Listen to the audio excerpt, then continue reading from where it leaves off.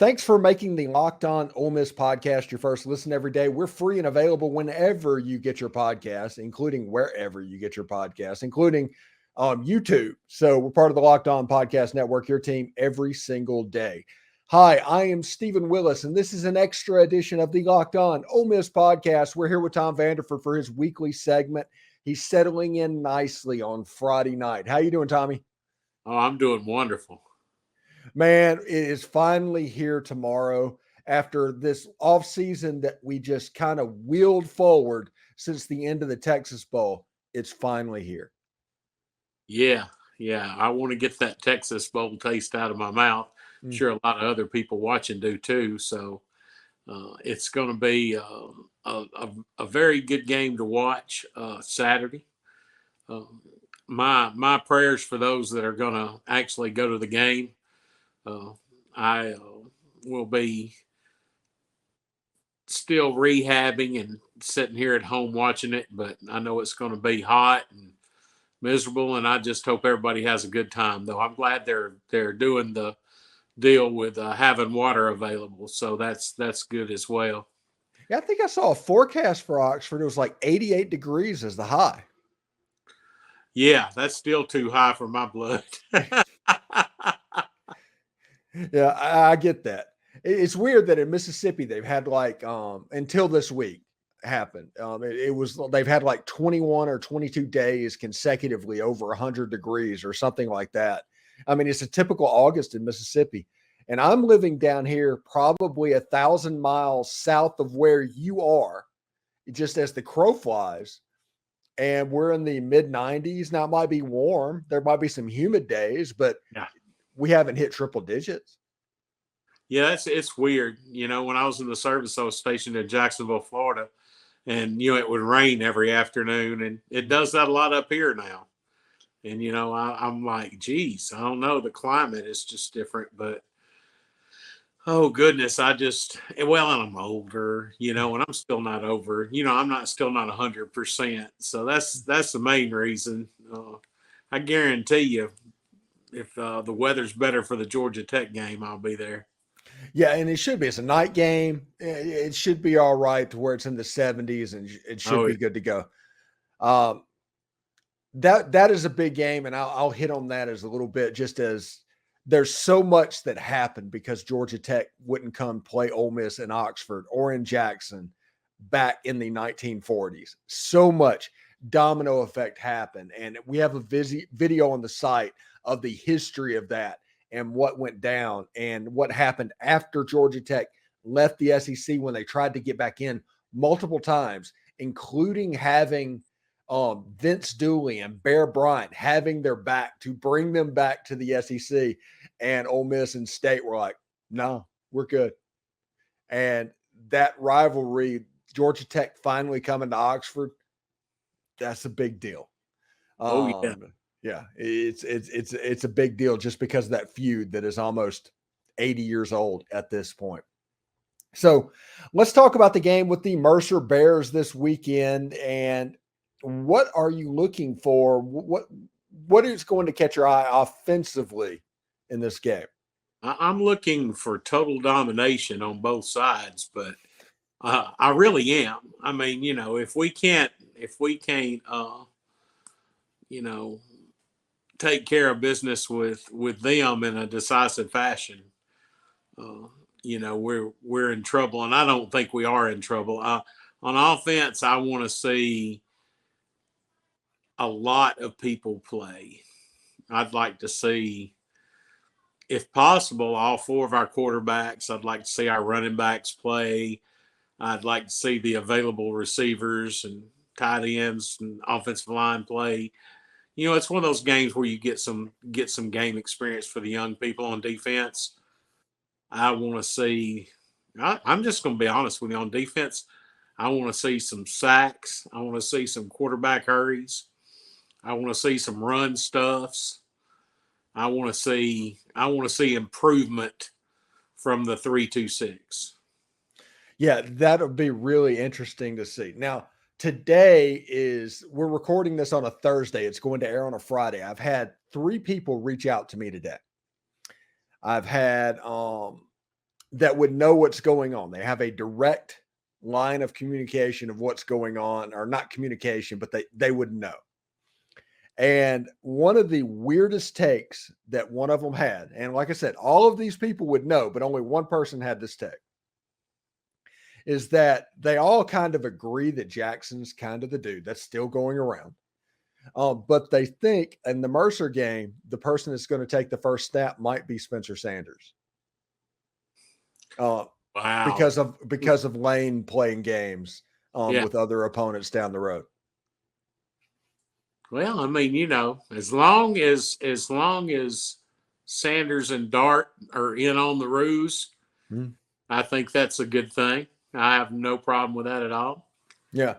And it's a situation everybody needs to get ready. If Spencer Sanders is eligible and can play, because that hasn't been confirmed, but we can assume that it's good to go.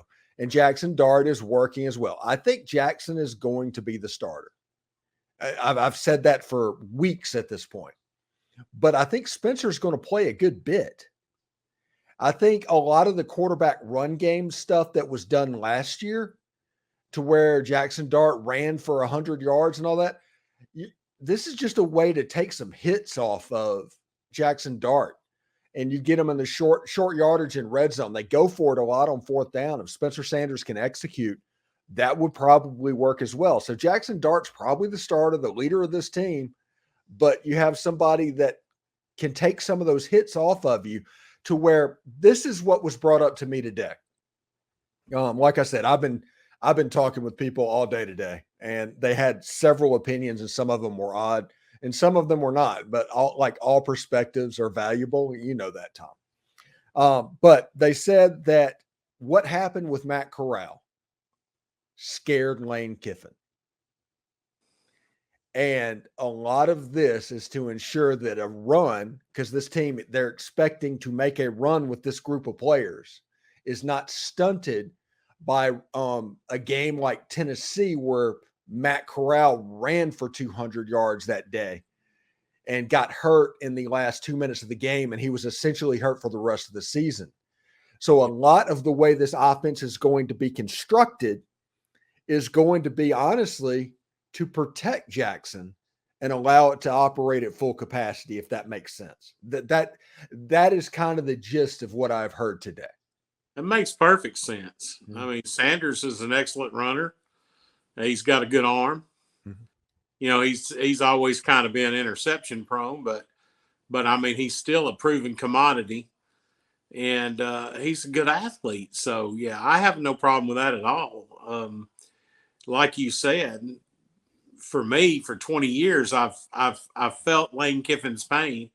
Mm-hmm. You know, you're like, oh goodness, please don't let our quarterback get hurt. Please don't let our quarterback get hurt. But I think people don't understand, and I know I've said this on every podcast in the last month, but that I've been a part of, but the depth is the big thing for us that we haven't, you know, we haven't been, and I know it's just Ole Miss depth. It's not Alabama depth, but it's really good Ole Miss depth that we haven't been accustomed to in the past. You know, Ole Miss fans like to point back to 2015 in that Arkansas game and 4th and 25 and the whole 9 yards. And that is some kind of seminal moment for disappointment for Ole Miss fans. Mm-hmm. That's kind of what they go to. But the reality is, in 2021, Ole Miss is beating Auburn away from going to the playoff. Yep. If they would have beat Auburn that night, and they had chances, and you had an injured quarterback that night. Yep. And he gutted through it and did all he could. But if he would have been healthy and Ole Miss would have won that game, Ole Miss would have went to the 4-team playoff. We're trying to talking about getting to the 12-team playoff. Ole Miss would have went into the 4-team playoff with a healthy Matt Corral, not overly running him against Tennessee. I completely agree. And that's what's so great about this year's team. Mm-hmm. You know, everybody, I even talked to a state guy today at work, and he said, well, maybe your coach was just a couple of years off. He said, because, you know, he's a state fan. And he said, "Yeah, y'all need to get your popcorn." He said, "Get your popcorn. Y'all gonna have a good year." I think so. And you look at Kiffin, and he's got this quiet confidence about him. I think he's got all of this figured out. Like I said, I get in my feels from time to time on my shows. It's the passion in me. I'm going to rant. I'm going to rave from time to time. Eventually, I will get back to the mean. I always do. Right now, I don't necessarily understand or like the way it's being handled, but I'm slowly getting to the point to where, well, it kind of is what it is, and we'll see exactly what happens. Maybe there's some kind of a plan that we don't know, but all of that stuff is happening. But that's the end of the gist of it. Is I think it will be Jackson Dart predominantly at quarterback. Spencer Sanders will have enough packages to keep him happy. And then you have Walker Howard and Austin Simmons, which, by the way, if anybody knows that competition, if let's say Jackson Dart throws for 3,500 yards and 30 touchdowns and goes pro, the competition between Walker Howard and Austin Simmons will be the greatest quarterback competition in the history of the University of Mississippi. I completely believe that. I completely believe that. I mean, Simmons is just unbelievable. And so's Howard. It's unbelievable. Yeah, I call Austin Simmons Tua Tagovailoa with 3 inches. Yep. Yeah. And after what little I've seen of him, I'd have to agree. He's going to be a good one. Yeah, he's changed his number to number 13, by the way. He was number 8 when he first started. He's up at number 13 now. So he got that number that he wanted. Yeah, good deal. Good deal. And just like I told people a couple of weeks ago on podcast, look, pay attention to jersey numbers. You think it doesn't matter. It's just a number. But when they allow a player to switch to a number they choose, that is an identifier that they think highly of that player. Look at Michael Trigg wearing 81. Yep. So kind of is what it is. Okay, before we get out of here, Tommy, special teams. We have not talked about special teams over the course of the last few months, honestly. Special teams kind of falls between the cracks. What is your outlook, and what are you looking for on special teams on Saturday? Well, I don't see us punting a lot. I may be wrong, but if we do punt, I want to see some better punts than I saw last year for sure. And I want to see how our kicker handled that year off. A lot of people are like, "Oh man, I'm so glad he's back." Dude, Cruz was money last year. I want to see how he handles that year off. He's got a big foot, but I want to see how he handled that year off if he took care of business. Yeah, and it's one of those situations like with snaps. Like everybody keeps asking me about snaps, and it's like if it was a problem with all the open practices they had early on, we would know about it. Exactly. And kicking wise, we'd probably know about that too. If it was a problem, we would notice, unless that just completely dereliction of duty is happening, we would know. Right. Yeah, I think we're going to be all right. I really do. Like I said, I just want to see a lot of people play Saturday. I want to see what some of these transfers look like in game situations. But I want to. I want the quarterback for Mercer to feel like the quarterback in the Waterboy felt. That's what please don't hurt me. Please don't hurt me. I mean, I get that and everything, but I watched the 2008 Egg Bowl, and to this day, one of the quarterbacks and people that I feel most sorry for, and I just get sad for from time to time, was Tyson Lee. Oh, God bless his heart. Yeah. Yeah, it was horrible. It was horrible. I mean, Jarrell Poe ate that day, didn't he? Oh my goodness. And Greg Hardy. Oh my, horrible. Just monsters. Monsters. Goodness.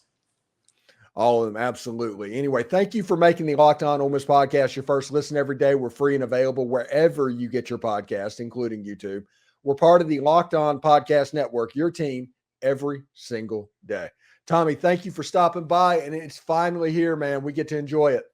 I can't wait, man. Hotty toddy. Hotty toddy.